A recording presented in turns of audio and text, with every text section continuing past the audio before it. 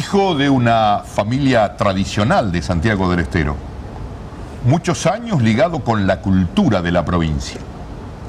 Y ya de adulto sintió el llamado de Dios y decidió hacerse sacerdote. Estoy hablando del padre Gerardo Montenegro. Toda una historia de vida, toda una historia dentro de la iglesia y de la cultura santiagueña. Padre Gerardo, qué gusto es conversar con usted. Igualmente, Rogelio, hace mucho que no nos veíamos. Sí, hace mucho que no nos veíamos, ¿cierto? Pero estaba acá. Sí. Padre, estaba pensando, ¿qué recuerdos tiene usted de su niñez, de su familia paterna? ¿Ha sido una niñez feliz la suya? Sí, a Dios gracias. Mira, un matrimonio hermoso. Mis padres de Móstoles Montenegro Lugones, mi madre Rosa Bravo Hernández. Por mi parte de papá, descendemos de las familias que han estado afincadas en la zona de Herrera, Lugones, Bailín, ahí tenía casa mi abuelo Pedro Montenegro, y mi madre nacida en la villa histórica de Loreto. Así que teníamos unidos por muchos vínculos con familias muy arraigadas en estos dos grupos fundacionales de Santiago del Estero. Y una hermosa familia. Conversaba recién contigo que un solo hermano, en cuya casa yo vivo porque ahí hice un departamento, que vivo con mi cuñada y con mi sobrino y empleado. Y ¿Su hermano era mayor o menor que usted? Mayor. Mayor. Era Sergio Ramón José, y yo soy Gerardo de Móstoles Antonio. Y dice que a mi papá le pidieron que me ponga también José, pero se hizo tal lío en el registro civil que se olvidó, pero me hubiera matado. Bueno, el caso es que pasamos muy bien, muy felices. La familia de papá en los Montenegros ha sido familia más vinculadas con la iglesia de Santo Domingo. Recordad que aquellas de las iglesias tradicionales, Catedral, Merced, Santo Domingo y San Francisco, pero las que nucleaban a las familias santiagueñas han sido principalmente la Merced, Santo Domingo y San Francisco. La familia Montenegro muy ligada a Santo Domingo. Y por mi madre, de la Merced. Tal es así que mi madre fue camarera de la Santísima Virgen, a que la cuidaba y la vestía durante más de 50 años, medio siglo, y fue nombrada hermana de la Primera Orden de la Merced. Hay dos placas que las recuerdan en la iglesia, una a la entrada y otra en el camarín de la Virgen. Y yo, mi vida era la Merced desde niño, porque resulta que era de la familia de mamá y de mi mamá iba todos los días. Recuerda que en esa época a las 6 de la mañana ya iban nuestras madres a la iglesia. Abría la iglesia, a veces les daba la comunión a los señores y más tarde a las 7 se celebraba la primera misa. O sea, viene de una familia muy católica, religiosa. Muy cristiana, sí. Con muchos sacerdotes en la familia por ambas partes, religiosos, etc. Una hermana de mi mamá esclava del Corazón de Jesús, que regenten aquí los hermanos de Belén, con 3 tías esclavas del Corazón de Jesús, primas hermanas de mi abuela, una hermana de mi abuela paterna, la hermana Lugones, también esclava del Corazón de Jesús, la hermana Teresa Montenegro Nazario, pero sería largo de numerar todo. Yo tendría que preguntarle a esta altura de la charla, ¿por qué demoró tanto en hacerse sacerdote teniendo el origen que tiene? Pero, muy bien hecha la pregunta. Y yo me crié en la Merced. Pero la Merced, recuerda que en ese momento no era convento, era parroquia. Entonces los chicos veníamos a la catedral porque había acción católica, que eran niños católicos que las regenteaban las mujeres de acción católica. Los jóvenes, los aspirantes, los jóvenes y después los hombres. Y los mercedarios, con tantos sacerdotes tan amigos de casa que yo, nunca me hablaron nada de la orden de la Merced, de ir, por ejemplo, y tampoco tantos amigos sacerdotes. Llegó después el periodo en que vienen estudios, derecho, también de turismo tuve, y resulta que decidí ingresar, ya había muerto papá, ingresar al seminario.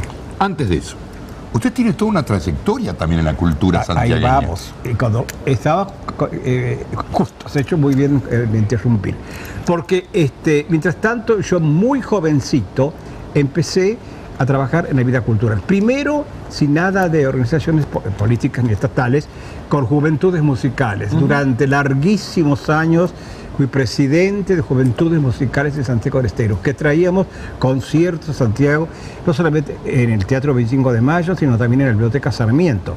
Porque recordá cuando el Teatro 25 de Mayo lo estaban arreglando, el piano del teatro, el vestén que tenían, se lo llevó a la Biblioteca Sarmiento y así podían dar los conciertos, todo. Y cuando era de órgano, en la catedral, que es uno de los mejores órganos del noroeste argentino. Bueno, y resulta que ahí... ¿Existe aún hoy? Existe. Desgraciadamente no se lo toca como piden los expertos que lo tocan. Ya llegamos a eso. Mientras tanto, hay un artículo que un día se hicieron muy bien en Mar del Plata que dice Montenegro, vocación de cultura. Resulta que además de estos juventudes musicales, siempre ligado a todo lo que sea de cultura, me surgió improviso, me nombran director general de cultura de la provincia. Pero es que aquí, que me tocó organizar la dirección de cultura de la provincia. No existía prácticamente, estaba en papeles. Había un consejo de cultura, pero no funcionaba. Había que arrancar de cero. Cero. Cuando decirte que no había un lugar donde ponerme de director de cultura, me tuvieron que, cuando me designaron, ponerme las autoridades en la biblioteca 9 de julio porque no teníamos despacho. Me ceden primero una pieza en el Teatro 25 de Mayo, entrando a la derecha, una habitación, después me dieron otra y con un baño, debajo de lo que era la legislatura, ¿te acuerdas? El edificio del teatro actualmente. Ahí comenzamos, no teníamos ni empleados. Quiero nombrar justamente con mucha justicia que conseguí, el primer empleado fue Dardo del Valle Gómez, que él trabajaba en una oficina sobre la vivienda, y a él lo enviaron, que fue una cosa extraordinaria porque me apoyó muchísimo. Y así consigo un empleado, pues otro más, seguimos así ampliando. No teníamos ni medio de movilidad. La corporación del Geodulus tenía la magnanimidad de prestarme a veces los vehículos cuando olvides que no era dirección de cultura de la capital, sino de la provincia. Y había que salir. Y he luchado mucho en la dirección de cultura. El teatro estaba... Por aquel momento, ¿quién era el gobernador para ubicarnos? No, era una intervención. Fue una intervención que, por una cuestión personal de una amiga que le gustaba mucho la cultura, me propuso a mí para este cargo. Me acuerdo que un amigo mucho, que está presente siempre en las letras ya tiene una permanencia en la cultura, el doctor Horacio Germinal Raba, me dijo, ¿y qué puede hacer este muchacho? Porque él me lo contó después. Y él se dio cuenta, en fin, lo que podemos hacer cuando somos muchachos, cuando somos jóvenes. Y empezó el trabajo. Desgraciadamente el Teatro 25 de Mayo estaba alquilado a un cine que lo destruyeron totalmente.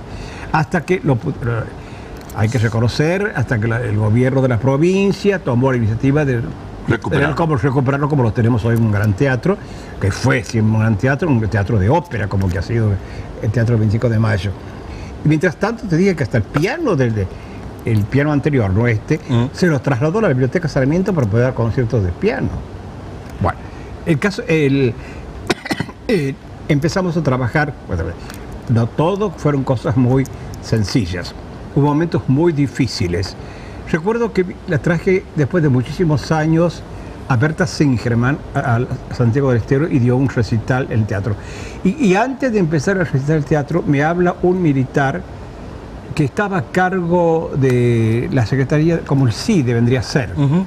Y me dice que esta señora tenía en el programa La Sonrisa de Hiroshima de Iabelescu, que era un compositor, creo que era húngaro, pero que era comunista. Y si la Asunción no se podía dar. Entonces yo digo, tengo vendida toda la sala. Si usted quiere subir al escenario y dar los motivos, hable, pero yo no lo voy a hacer.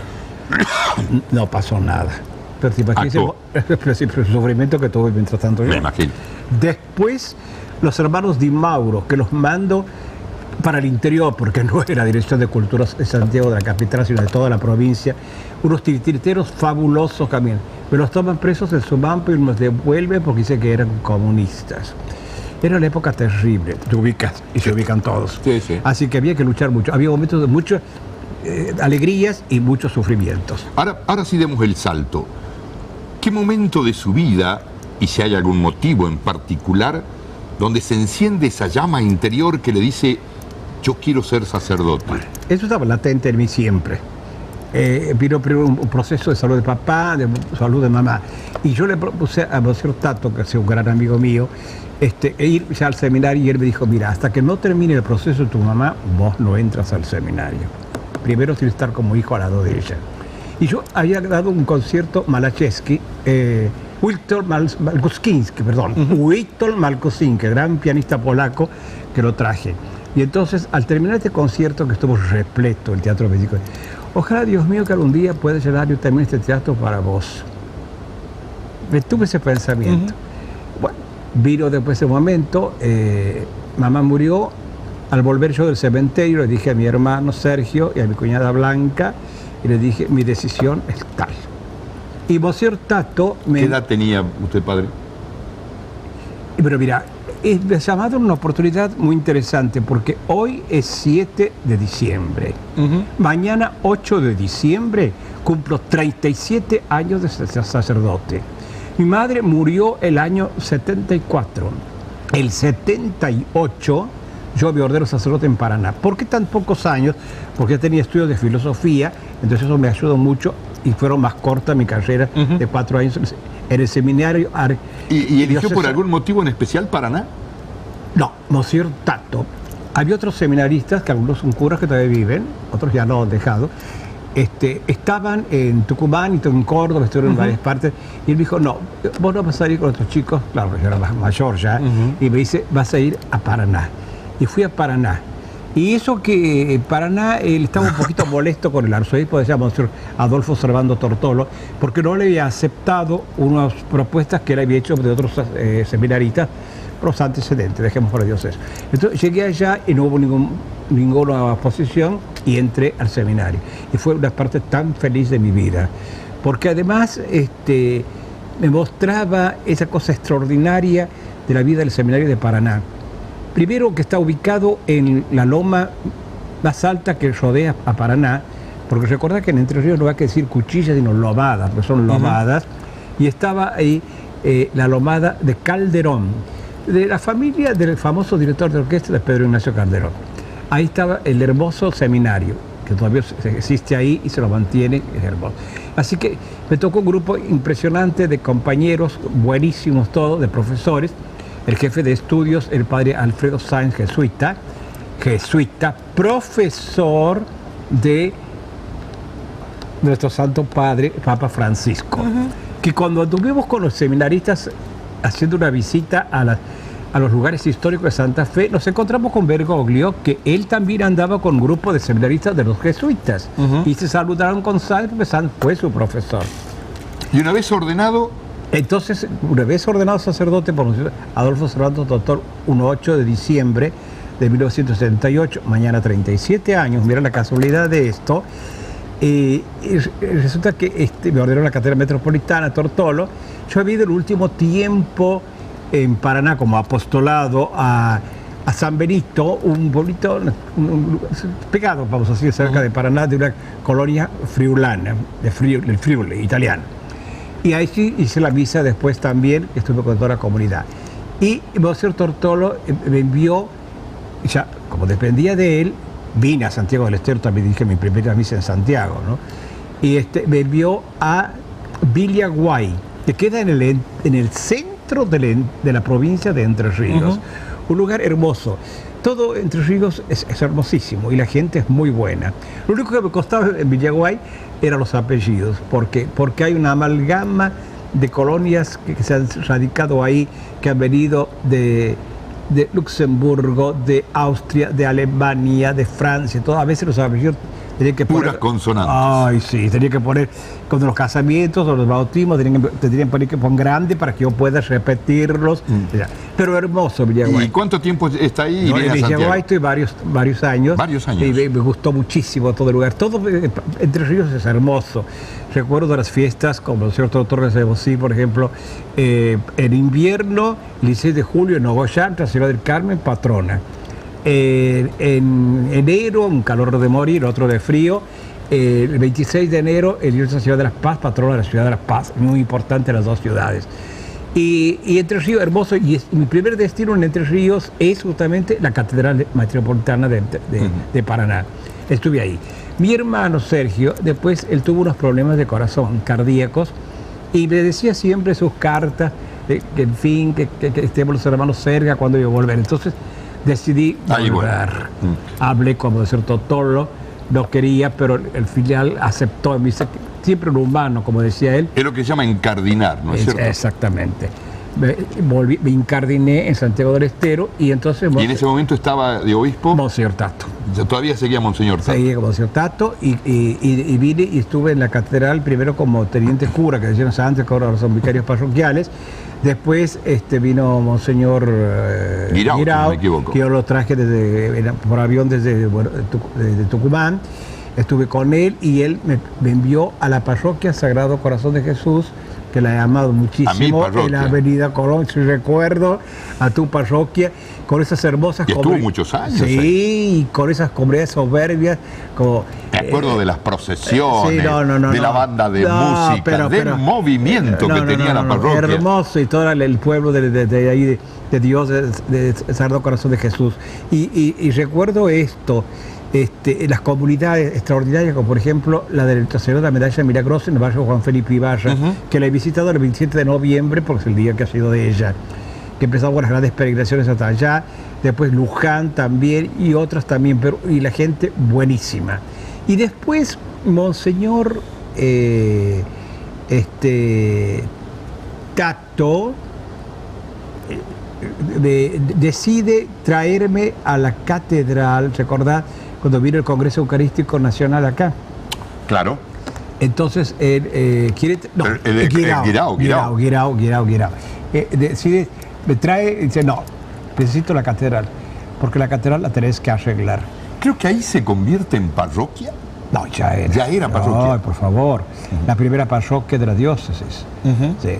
Y, bueno, y vine a la catedral, a donde me había criado prácticamente. Así era mercedario, pero me había criado como niño, como joven. Allá en la Acción Católica. En la Acción Católica, todo y qué sé yo. Entonces vine a la catedral y efectivamente había que arreglarla mucho la catedral. Y me costó el arreglo de la catedral luchar, con todo respeto, con las autoridades nacionales, por supuesto, y porque había una empresa que vos sabés que a veces no las cumple y tienes que andar. La primera vez antes del Congreso Eucarístico y después porque no terminaron de arreglar bien después del Congreso.